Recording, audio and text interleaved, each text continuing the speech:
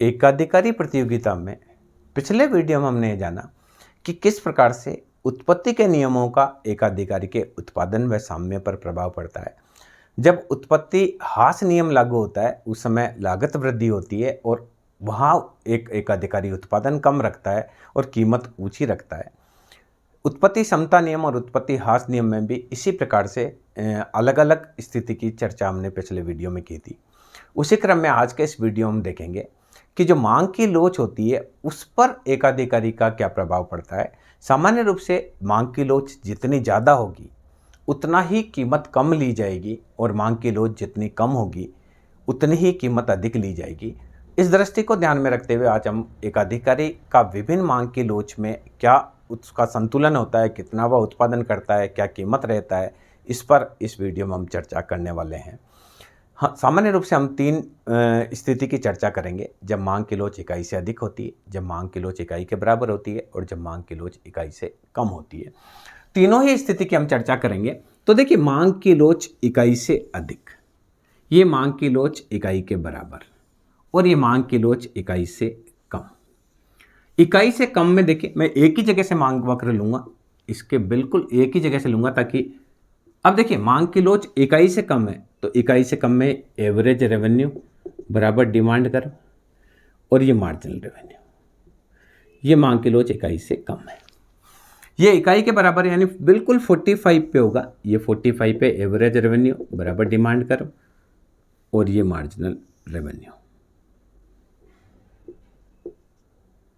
ये यहाँ जो होगा वो मांग की लोच इकाई के बराबर होगी और ये इकाई से अधिक है तो इस समय ये एवरेज रेवेन्यू बराबर डिमांड कर्व और ये आपका मार्जिनल रेवेन्यू। अब देखिए, हम मानते हैं कि सबका एमआर और एमसी एक ही जगह से जा रहा है। ये प्राइस बराबर M marginal cost average cost, price बराबर मार्जिनल कॉस्ट और एवरेज कॉस्ट, प्राइस बराबर मार्जिनल कॉस्ट और एवरेज कॉस्ट, तीनों का ले लिया कीमत। अब यहां देखिए, पहला जो स्तर है इसमें एमआर बिल्कुल, ये हमने एमआर बनाया। पहले स्तर में उत्पादन हुआ ज़्यादा, मान लीजिए ये Q1 उत्पादन हो रहा है और इस Q1 उत्पादन की जो, अब यहां देखिए P1, P2, E1, E2। Average revenue की बात करें, एवरेज रेवेन्यू आ रहा है E2 Q1 या OP2। एवरेज कॉस्ट जो आ रही है वो E1 Q1 आ रही है या इसको OP1 लिख सकते हैं। यहां देखिए प्रति इकाई लाभ, प्रति इकाई लाभ इस स्थिति में हम इसको E1 E2 कर सकते हैं या इसको P1 P2 भी लिख सकते हैं। तो और कुल लाभ जो होगा वो होगा P1 P2 E1 E2। अब देखिए, जैसे जैसे अब उत्पादन ज़्यादा हुआ क्योंकि मांग की लोच इकाई से अधिक है। अब ये अगर मांग की लोच इकाई के बराबर रखी जाती है तो उत्पादन यहाँ आया OQ1 और इस स्थिति में कीमत रखी गई OP2, ये P1, ये E1, ये E2। तो देखिए, पूर्ण प्रतियोगिता से थोड़ी सी कीमत इसमें ज़्यादा रखी गई है और लाभ पहले की तुलना, देखिए इकाई से अधिक था तो लाभ ज़्यादा था, इकाई के बराबर है, थोड़ा सा लाभ घट गया, कीमत थोड़ी ऊंची है। तो यहाँ देखिए क्या है, एवरेज रेवेन्यू बराबर है OP2 या Q1 E2, एवरेज कॉस्ट बराबर है OP1 या E1 Q1। प्रति इकाई लाभ इसमें देखिए, इसको P1 P2 लिख सकते हैं या E1 E2 लिख सकते हैं और कुल लाभ वही P1 P2 E1 E2। तो यहां देखिए, जहां इकाई से अधिक लोचदार था वहां उत्पादन ज्यादा हुआ, अब यहां उत्पादन और कम हुआ। ये क्या है, इकाई के बराबर है। ये इकाई से कम लोचदार है, यहां उत्पादन और कम होता है और कीमत और भी ज़्यादा ली जाती है। देखिए इससे भी कीमत ज़्यादा ली जा रही है। ये P1 P2 E1 E2।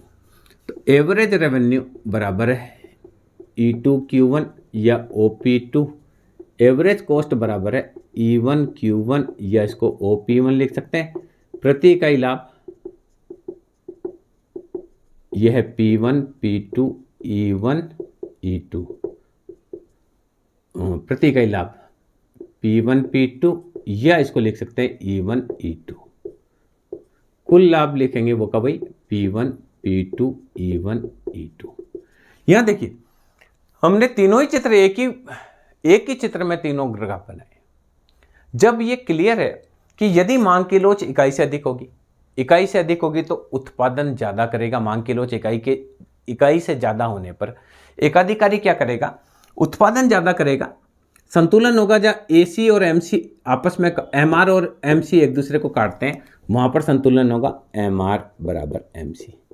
इस संतुलन के बिंदु पर एकाधिकारी की लागत E1 Q1 है, प्राप्ति E2 Q1 है और प्रति इकाई इसको E1 E2 का फायदा है और कुल फायदा होता है P1 P2 E1 E2। ये कुल उसका लाभ होता है। जब मांग की लोच इकाई के बराबर होती है, ये इकाई से अधिक मांग की लोच थी। जो वस्तु एकाधिकारी बना रहा है उसकी मांग की लोच इकाई से अधिक होगी तो वह ज्यादा उत्पादन करेगा, कीमत कम रखेगा। जब वस्तु इकाई के बराबर मांग की लोच है, जैसा कि हमने करा 45 डिग्री पर इसको रखा, ये मांग वक्र है जो इकाई के बराबर है। इस स्थिति में एकाधिकारी जो इकाई से अधिक लोचदार से उत्पादन थोड़ा कम करता है और उत्पादन कम करता है इस स्थिति में और कीमत थोड़ी ज्यादा रखता है। देखिए ये P2 कीमत है, इससे ऊपर है वो P2 कीमत। तो इस स्थिति में उसके एवरेज कॉस्ट होती है E1 Q1 या OP1। एवरेज रेवेन्यू होता है E2 Q1 या OP2। प्रति का इसको P1 P2 या E1 E2 का फायदा होता है और कुल फायदा होता है उसको P1 P2 E1 E2 का। तो यहाँ ये क्लियर है कि मांग की लोच ज्यादा होगी तो वह उत्पादन ज्यादा करेगा। मांग की लोच इससे कम हुई तो थोड़ा सा उसने उत्पादन को गिरा दिया और उत्पादन कम हुआ तो उसकी कीमत थोड़ी पहले की तुलना में ज्यादा है, पर लाभ जितना यहां हुआ उससे लाभ थोड़ा इसको कम हुआ, क्योंकि ये देखिए लाभ का शेडेड एरिया बता रहा है। तीसरी स्थिति, यदि एकाधिकारी ऐसी वस्तु का उत्पादन करता है जिसकी मांग की लोच इकाई से भी कम है, तो इकाई से कम स्थिति में देखिए पहले ज्यादा प्रोडक्शन था, अभी उससे भी कम और इससे भी कम प्रोडक्शन है। नया संतुलन बिंदु वहां पर AC और MR और MC यहाँ काटते हैं E1 बिंदु पर। तो इस पर एकाधिकारी की लागत आती है